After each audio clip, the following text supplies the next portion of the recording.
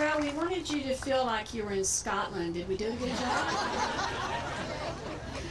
Well, we felt like that when the stones were out in 20, that was a wonderful place, but I have to tell you, I think this is even better. So we're delighted that you're here today, and that you can feel like you're in Scotland, perhaps.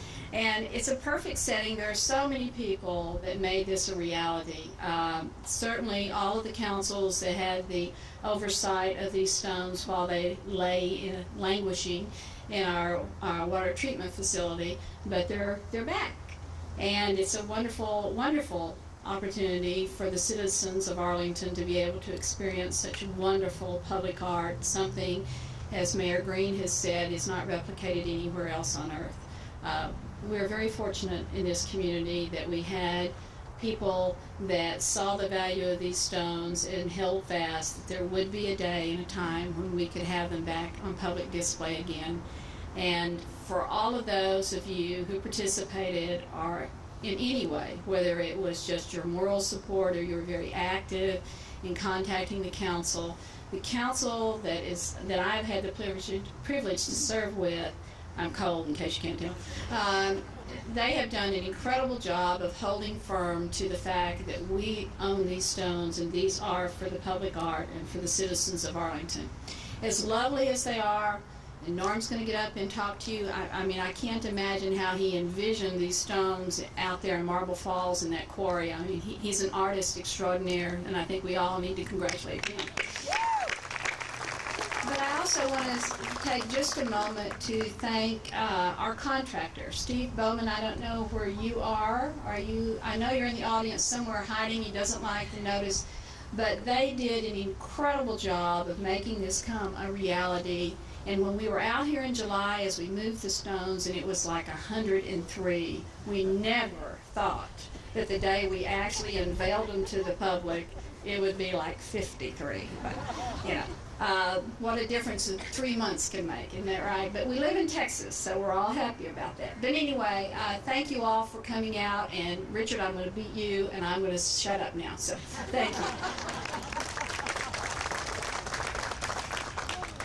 Now what a pleasure it is for me to introduce Andrew Kelton. Mr. Kelton is the son of Mary Jane Kelton, who had the original vision and commissioned this beautiful work of art. He has, and we are very pleased to have him and honored to have him here from the Raleigh, North Carolina area. Thank you. I appreciate it. It's an honor to be here today, and I want to thank the mayors and the council and just the citizens of Arlington for approving the bond. I mean, this is, you know, you see this every day. You see what you've done in the community. I haven't been here a lot. Yeah, I moved away 20 years ago, and I'm on the East Coast now. But to come back here and see this is amazing. You should be so proud of what you've done. And I have to commend the Park Service here, because when we had the original dedication ceremony some 20-some-odd years ago, it rained 6 inches the night before. Now, it wasn't cold, but I remember I went out and rented a rental truck and bought 10,000 sheets of plywood and got everybody we could find to come lay it out. I commend you, because you've really done a great job, and this is just such a spectacular venue. And yes, I agree, this is the best location for the stones. This is just spectacular. And now, who is Jane Kelton, and why did she do this? You know, Mom grew up here in Arlington, and her name was Jane Mathes Kelton, but I'll call her through this Mom. You know, Mom passed away 2 years ago next week, but we know she's here in spirit with us. Her husband Horace is here. Her children, Chrissy's the one crying, and we're all so happy. Some grandchildren are here, and we're grateful to be able to be here just to enjoy the moment. Mom knew this was going to happen, but you know, Mom grew up. She loved Arlington. This was her home. She grew up out in the country and lived there and loved the country life, listening to the train go by, until her father was approached by the city leaders saying, "Would you sell your farm to GM?" Okay. We'll sell it to Gino. Now, let me say, Mr. Mathes was a shrewd businessman, so I'm sure he did quite well. But he did agree to sell. They moved in town, but he really wanted to continue. He always had a fancy for real estate, even though he was in the TV business and the air conditioning business. For those older than me, Dad, you know. But he wanted to do something else. So he bought a bunch of property in South Arlington. He bought a farm. Now, most people say, well, okay.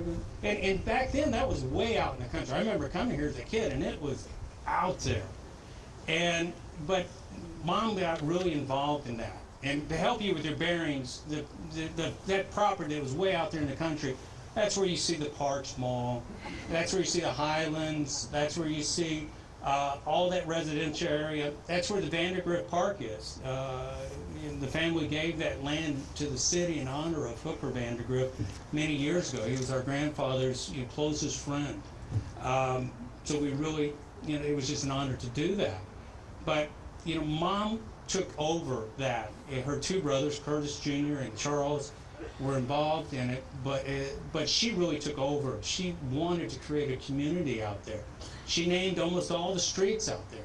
She's the one who sold the property to Hallmark. They were back then the developers for Sears and Roebuck. And she always said, when the mall gets built, that will be the catalyst for the development of I-20. And she was right. It took a lot longer, but she was right. And it did finally take off. But Mom's enjoyment went beyond the arts. It went beyond real estate. It was in the arts. She was selected by the governor to the first Texas Film Commission. She was charged with going out and finding sites for film productions. She set up and established and worked with the foundation of the USA Film Festival. It's held in Dallas. It's still held today. And she traveled around and brought home with her many famous actors and entertainers and directors from all over the world. She then ventured into the entertainment industry herself. She was involved in productions for Jimi Hendrix, The Who's, Sly and the Family Stone. Then she got into sports, where she was involved in production for the first Muhammad Ali, Joe Frazier fight.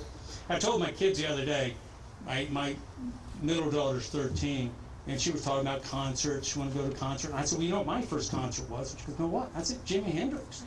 It was awesome. Played the guitar with his teeth. It was wonderful. I was 9 years old. I thought it was great.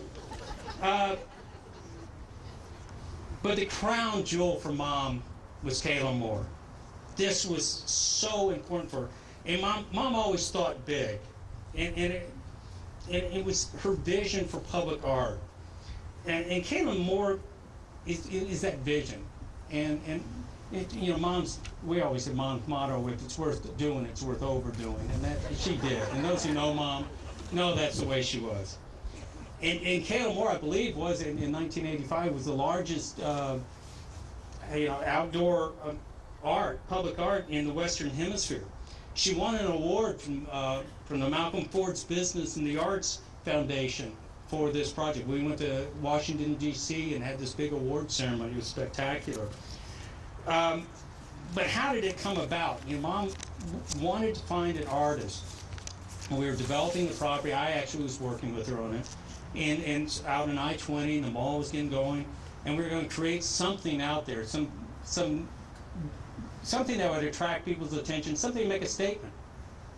I, being the true Scotsman, I just wanted to spend about $25,000 on a fountain. That's the water shooting up on I-20. But I doubt we'd be here today honoring a rusted-out pump. But she decided she had to do something. She wanted to do something that not only reflected her Scottish heritage, and that's why we named the park the Highlands. Okay, she wanted to call it Caledonia, which is the ancient name for Scotland. I convinced her Highlands was better. I won on that's the only thing I ever got. But she wanted something to go towards the future. I mean, these stones will be here way past all of us. Even if, whether they get shoved here or there, they're not getting shoved now. They're here, and they're going to stay here for a long time to come. But she wanted something for her hometown so it can be seen as an international city. A cultural artwork. Some of the art that she's seen all over the world, she'd see here in her home. And that was important to her. And then she met Norm Hines. And and she just, they struck